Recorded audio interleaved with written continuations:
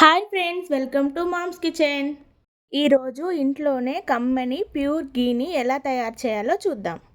నేను ఈ వీడియోలో వెన్నని ఎక్కువ టైం పట్టకుండా ఎలా తీయాలో, ప్యూర్ గీని ఇంట్లోనే ఎలా చేయాలో చూపించబోతున్నాను. దీనికోసం మీగడని కలెక్ట్ చేసి పెట్టుకోవాలి.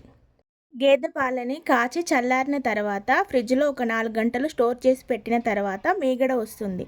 అది తీసి ఒక 15 రోజులు స్టోర్ చేసి పెట్టుకోవాలి. పెరుగు పైన వచ్చిన మీగడను కూడా స్టోర్ చేసి పెట్టుకోవచ్చు. స్టోర్ చేసుకున్న మీగడని మిక్సర్ జార్లో వేసుకొని కొద్దిగా వాటర్ వేసుకొని మిక్సీ పట్టాలి. ఇలా మిక్సీ జార్లో కొద్దిగా వాటర్ యాడ్ చేసి మిక్సీ పట్టడం వల్ల వెన్న ఈజీగా బయటకు వచ్చేస్తుంది.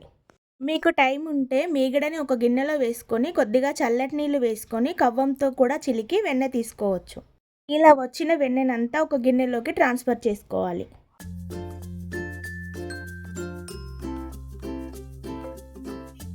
ఇలా గిన్నెలోకి తీసుకున్న వెన్నని ఒకసారి చల్లటి నీళ్ళతో కడుక్కొని పక్కకు తీసుకోవాలి.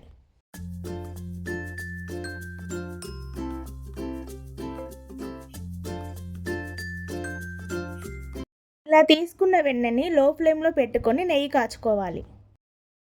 15 నుంచి 20 నిమిషాలు లో ఫ్లేమ్లో వెన్నని కాచుకుంటే నెయ్యి తయారైపోతుంది. ఇలా నెయ్యి తయారు చేస్తున్నప్పుడు వచ్చే అరోమా చాలా బాగుంటుంది.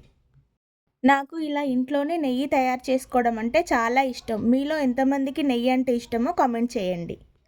చాలా హెల్తీగా, ఈజీగా ఉండే ప్యూర్ గీని ఇలా ఇంట్లోనే తయారు చేసుకోవచ్చు.